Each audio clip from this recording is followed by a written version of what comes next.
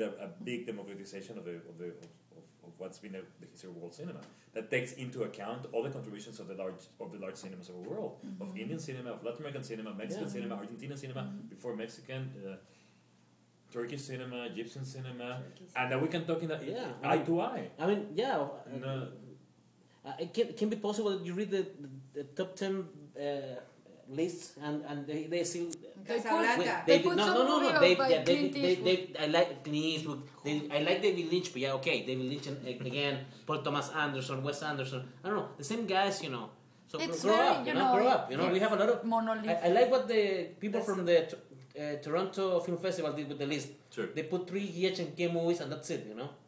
3 Api Chapton with Estaco. I know you don't like him. I like him. No, I like him. I like him. And for the record, I like Api Chapton. Okay, and that's it. Okay, those are the greatest filmmakers that are right now. In the start talking about Wes Anderson. All these guys that are a little bit. It's all very because that's the culture here. It's very hard for Americans sometimes to go outside of their borders, and we live in New York, where we actually have access. City of diversity, and the New York Times once in a while will review. They will review the French movies and stuff.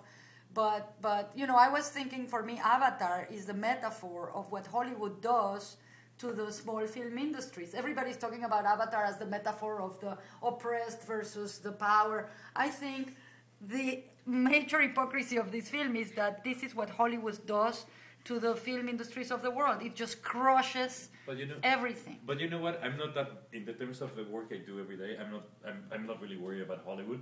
I'm much more concerned about the art house and how that is crushing the small cinemas. Oh, really? I think has much more direct effect. I would say community. Why? Because they don't pick Latin American movies, or they just want French? Or what? It's still very Eurocentric. It's a very Eurocentric take, and that has a huge effect on again in what gets distributed and what doesn't. Wow. Yeah. I thought La Ciénaga, I saw La Niña Santa before I saw La Ciénaga, and then I saw La Ciénaga, and I could not believe the atmosphere in that movie. At the end of La Ciénaga, I wanted to come and take a shower. There was something about the creation of atmosphere that was unbelievable. And she does the same in all of the movies, and La Mujer Sin Cabeza is amazing. But La Ciénaga to me is like an incredible, I think it's also an opera prima, no? It's the first time I was like, who's this woman, Well, I could get back to you, Rodrigo. What you were saying about the art house and how we influence. And actually, you have to say, for what the art house is, I think she's really underrated. I mean, for her work, totally. I think she deserves much more credit in that realm of the art house circuit. I don't think it's a man's world, but also it's a man's world. Well, and a Eurocentric one in the sense that she's the most known Argentine filmmaker, perhaps these days. Yeah. And still, it's really sad that there's so many amazing filmmakers come from Argentina, and they have very limited attention. They don't. And it didn't spark. It didn't, because that already happened.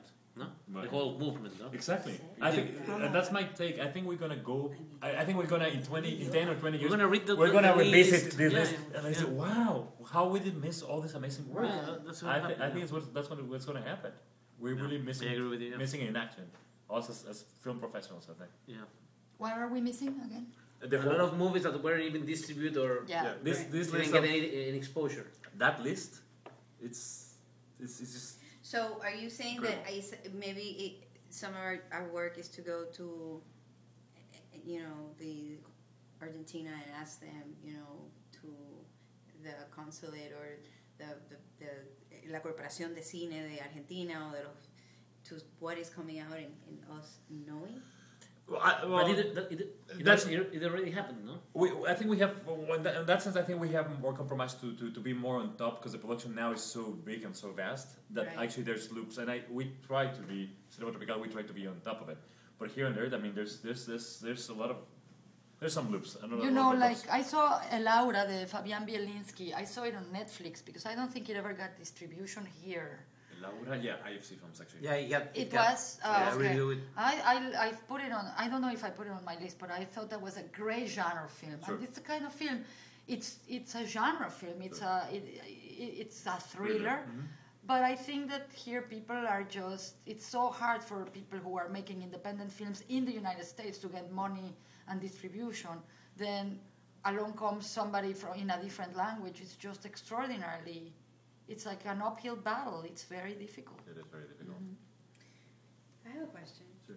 And ultimately, I really ask this from maybe a total naivete place, but who is our audience then?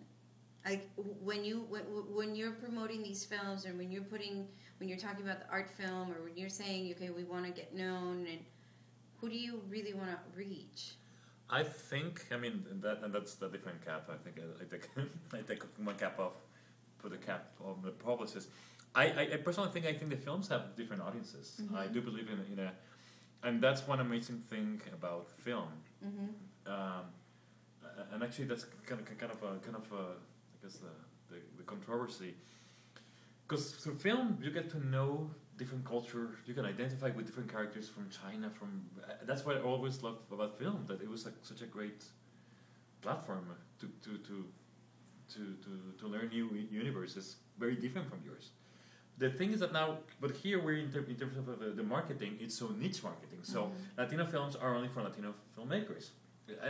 I'm completely against it, because I think the films have different audiences beyond their natural local. Totally, and I think that people who like movies like in urban, like the big urban centers like LA, New York, Chicago, San Francisco, people who like art films, they're the audience. Not only art films, but like independent movies, non-mainstream movies, movies that are not so commercial. I think they're willing to see somebody, a filmmaker from Korea or Latin America or Japan. So it's the same audience that goes to niche films. It's just difficult to put it like in, Peoria at the mall, because that's not going to happen.